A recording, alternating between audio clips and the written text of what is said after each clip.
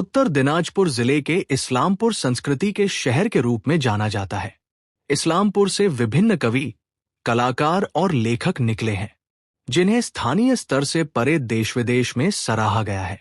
लेकिन इस संस्कृति को साधने वाले स्थानों में से एक मुक्त मंच, खुला मंच, लंबे समय से चर्चा का विषय रहा है।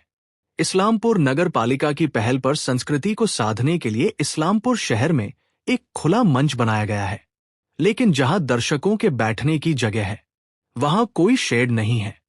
कभी कभी जब कोई कार्यक्रम होता है तो आयोजकों को अतिरिक्त लागत पर वहां एक शेड बनाना पड़ता है। नतीजतन आयोजक संगठनों को समस्याओं का सामना करना पड़ता है। शुक्रवार को इस्लामपुर शहर के अधिकांश संस्कृति प्रेमी लोगों ने एकजुट होकर नगर पालिका अध्यक्ष कन्हैयालाल अग्रवाल को एक ज्ञापन दी और खुले मंच में दर्शकों के बैठने के लिए एक शेड के निर्माण की मांग की। इस अवसर पर इस्लामपुर कल्चरल डेवलपमेंट फोरम और इस्लामपुर कल्चरल सोसाइटी एवं इस्लामपुर अग्निशिखा नाट्य गोष्ठी के सुशांत नंदी, संजीव बागची, उत्तम सरकार, अर्पिता दत्ता और आईवी बिस्वास के साथ साथ क्षेत्र के अन्य लेखक, कलाकार, शिल्पकार और संस्कृति प्रेमी उपस्थित थे। বিষয় হচ্ছে যে আমাদের তিনটি সংস্থা এবং অজস্র শিল্পীরা আজকে উপস্থিত হয়েছেন। লেখক, শিল্পী, কলাকুশলী সবাই। একটাই দাবি, আমাদের সব সংস্থার একটাই দাবি যে আমাদের যে মুক্ত মঞ্চ রয়েছে, মুক্ত মঞ্চের সামনে কোনো শেড নেই। আর তার জন্য বর্ষা থেকে শুরু করে গ্রীষ্ম যে কোনো ঋতুতেই নানান সমস্যা, দর্শকরা সেখানে বসতে পারে না এবং সেই শেড তৈরি করার মতন আর্থিক পরিস্থিতি ইসলামপুরের একটা সংস্থারও নেই। কারণ শেড তৈরি করতে প্রায় 30-40 হাজার টাকা খরচ হয়। যদি শেডের জন্য এত টাকা খরচ হয় তাহলে বাকি অনুষ্ঠানের যে অর্থ সেটা কোথা থেকে আসবে? তো তার জন্য আমরা দীর্ঘদিন ধরে প্রত্যেকটি সংস্থার পক্ষ থেকে দাবি জানিয়ে আসছিলাম আমাদের ইসলামপুর পৌরসভার চেয়ারম্যানকে। তিনি 2 মাস আগে প্রতিশ্রুতিও দিয়েছিলেন যে স্থায়ীভাবে তাদের কোনো তহবিল নেই, অস্থায়ীভাবে মানে বাঁশ দিয়ে একটা স্ট্রাকচার করে দেবেন, তাতে করে আমাদের যে সেই স্ট্রাকচারের খরচ সেটা লাগছে না।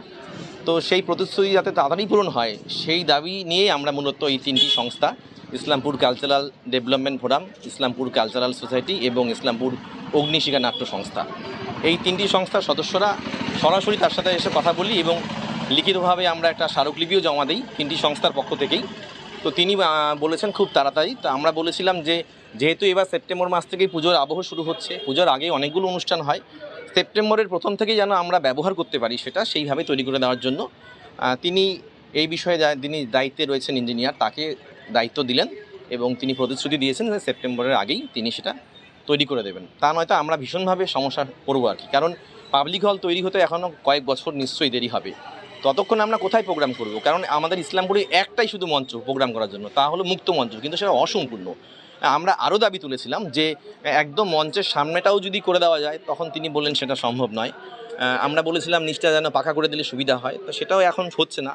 আপাতত যতটুকু হচ্ছে ততটুকুই আমরা মেনে নিয়েছি আর কি। এইটুকু আগে হোক, তারপরে বাকি দাবিগুলো নিয়ে আবার পরবর্তীতে আমরা সব শিল্পীরা একসঙ্গে এই বিষয়ে জানাবো। আমাদের আসন্ন যে উৎসবগুলো আছে সেই উৎসবগুলো ঠিকভাবে যাতে আমরা আয়োজন করতে পারি, তো সেই কারণেই আমরা এসেছিলাম ইসলামপুর মিউনিসিপ্যালিটিতে চেয়ারম্যান সাহেবের সাথে কথা বলবার জন্য।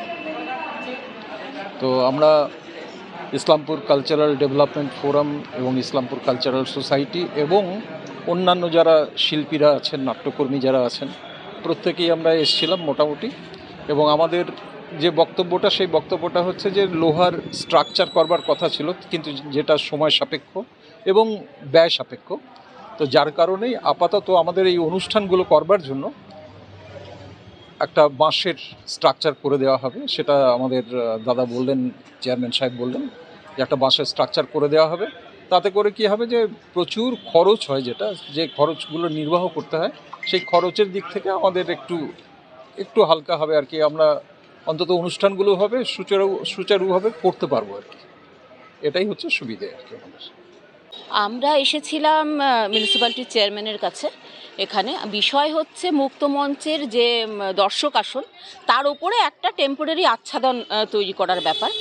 কারণ পাবলিক হল শুরু হয়েছে তৈরি হওয়া, কিন্তু সেটা তো বেশ বছর দুয়েক প্রায় লেগে যাবে এরকমই শুনছি। তো ততদিনে তো অনুষ্ঠানগুলো আটকে থাকবে না, অনুষ্ঠানগুলো করতে হবে আমাদের। আর এই সেপ্টেম্বর থেকে সবারই প্রায় পরপর ডিসেম্বর অবধি অনুষ্ঠান চলতে থাকে। তো আমাদের যে সংস্থাগুলো আছে তাদের পক্ষে সেই আচ্ছাদন তৈরি করা একটা বিশাল খরচা সাপেক্ষ ব্যাপার, যেটা আমাদের পক্ষে সম্ভব হয় না জোগাড় করে ওঠা, অনুষ্ঠানে বাধা হয়ে দাঁড়ায়। তো সেটাই আমরা বলতে এসেছিলাম চেয়ারম্যান সাহেবকে, যে যদি আমাদের একটা টেম্পোরারি আপাতত যতদিন না লোহার স্ট্রাকচার হচ্ছে ততদিন যদি বাঁশ দিয়ে একটা স্ট্রাকচার করে দেয় ওখানে, তাহলে আমরা নিজেরা যারা অনুষ্ঠান করব তারা আমরা উপরে কাপড় বা ত্রিপল যা লাগানোর লাগিয়ে নিলাম, সেইভাবে অন্তত কিছুটা আমাদের সুবিধা হয় এই অবধি।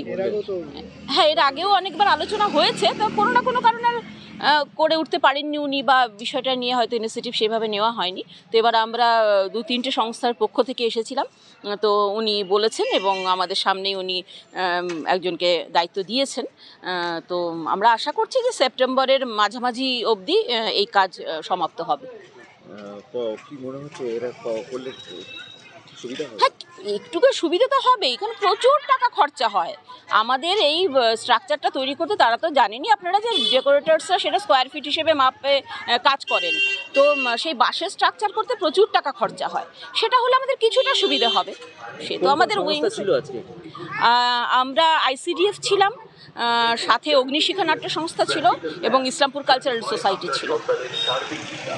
আমার নাম আইভি বিশ্বাস, আমি আইসিডিএফ এর যুগ্ম সম্পাদক। বিভিন্ন সাংস্কৃতিক সংগঠন থেকে প্রতিনিধিরা এসেছিলেন। ওনাদের একটা দাবি ছিল যে মুক্তমঞ্চে যেহেতু সামনে কোনো সেট নেই বলে প্রত্যেক প্রোগ্রামে ওনাদের সেট করতে 40-50 হাজার টাকা খরচা হয়ে যায়। তো সেখানে ওনারা একটা দাবি রেখেছিলেন যে যদি কাঁচা স্ট্রাকচারও যদি বাঁশে স্ট্রাকচার খালি আমরা যদি করে দিই তাহলে ওনাদের খরচটা অনেক কমে যাবে।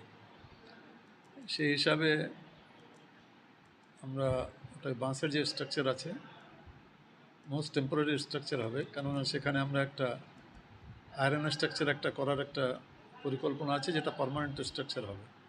তো সেটা করতে যেহেতু একটু সময় লাগছে, তো বাই দিস টাইম আমরা চাচ্ছি একটা বাঁশের একটা যেভাবে ওনারা বলেছেন কাপড় ওনারা লাগায় নেবেন, তো বাঁশের একটা স্ট্রাকচার আমরা একটা করে দেব।